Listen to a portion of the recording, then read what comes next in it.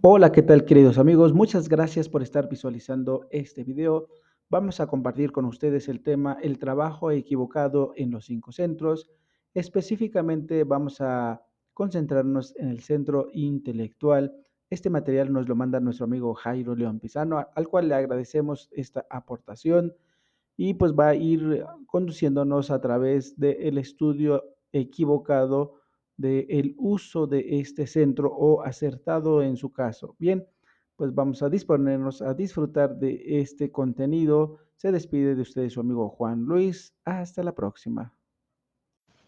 Buen día. El tema de esta ocasión está relacionado con el trabajo equivocado del centro intelectual. Sabido es que la conformación interior del hombre consta de 5 centros: mental, motriz, emocional, instintivo y sexual. El trabajo equivocado del centro intelectual es lamentable que por una falta de sabiduría nosotros los llamados seres humanos estemos fabricando en los 5 centros o cilindros de la máquina humana innumerables yoes o agregados psicológicos negativos que se roban parte de la conciencia y parte de nuestra vida. Si estudiamos juiciosamente el porqué del trabajo equivocado de los centros, encontramos la respuesta en los yoes defectos, que se ubican en todos los centros y los controlan a cada uno de ellos. En lo que atañe al centro intelectual, vemos que los agregados psíquicos aprovechan los conocimientos adquiridos para autoafirmarse y fortalecerse en nuestra mente.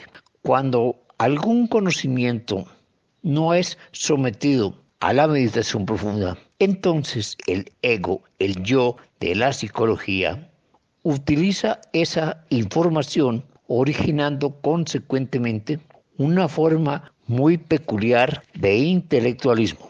Los conocimientos no perjudican a nadie, pero cuando son atrapados por el ego o el yo, producen consecuencias un poco graves, porque entonces el yo se vuelve más astuto, cauteloso y fragua los peores movimientos y reemplaza las maneras diferentes sanas del hombre para explotar al hombre por él mismo.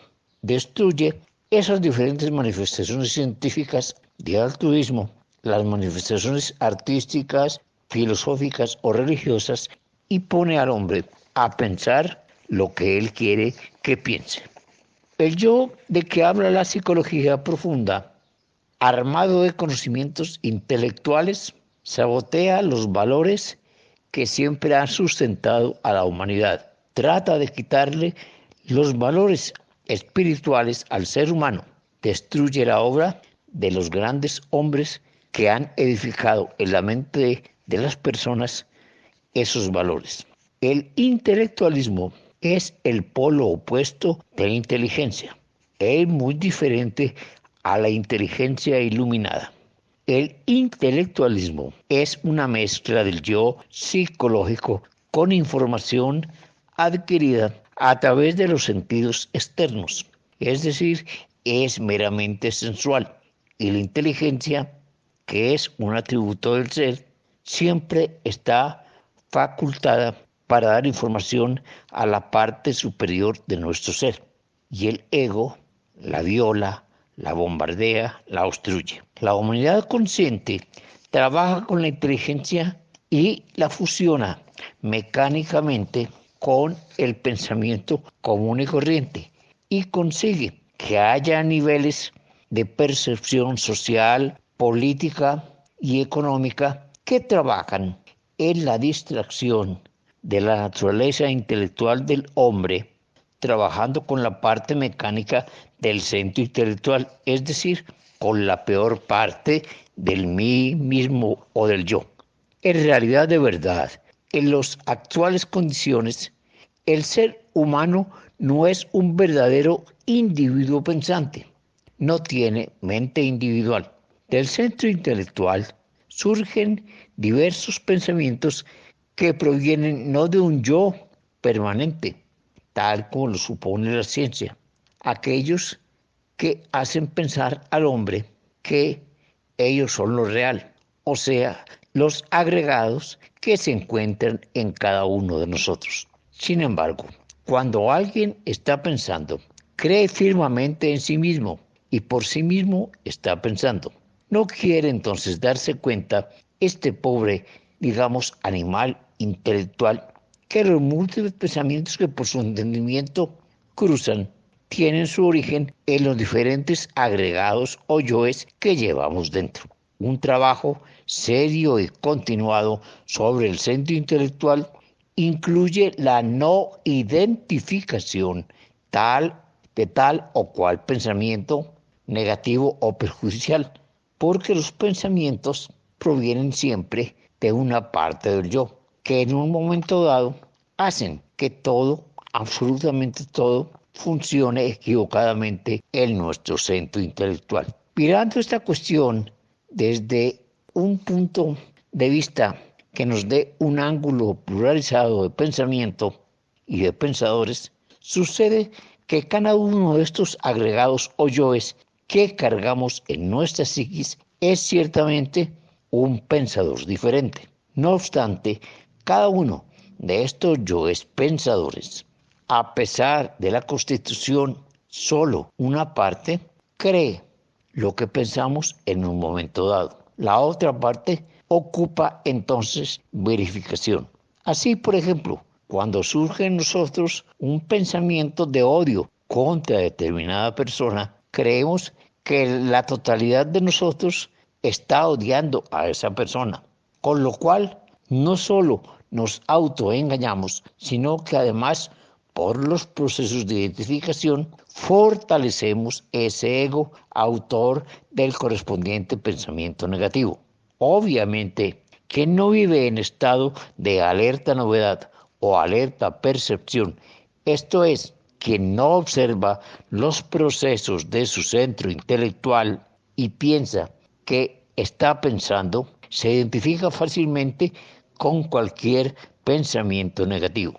Si aceptamos estos pensamientos, estos yoes pensantes, en un momento cualquiera, empiezan a controlar nuestro centro intelectual y entonces seremos incapaces de liberarnos de su yugo. No debemos nunca olvidar que estos agregados o yoes negativos y pendencieros se apoderan fácilmente de los conocimientos que no han sido debidamente comprendidos y de los conceptos adquiridos por imitación mecánica, es decir, se apoderan de todos los radios mentales que almacenamos en nuestro centro intelectual, originando corrientes mentales negativas, nocivas y perjudiciales para nosotros mismos. Cuando una información ha sido debidamente comprendida, no solo en el nivel intelectual, sino además en las diferentes partes dependientes de la mente, pasa a formar parte de la esencia o conciencia, y entonces el ser utiliza esa sabiduría para determinar circunstancias en el mundo físico. Según la gnosis, eliminando el yo, el ego, dejamos de ser víctimas de las circunstancias y de la maldad del prójimo y adquirimos en nosotros una intelección iluminada, que es en sí misma una mezcla de razón objetiva mezclada con intuición. Cuando una poderosa llave se encuentra en nuestra mente, podemos abrirla sin temor alguno, y esta puerta nos conducirá a los mundos superiores, y entonces podríamos indagar sabiamente los misterios de la vida y de la muerte.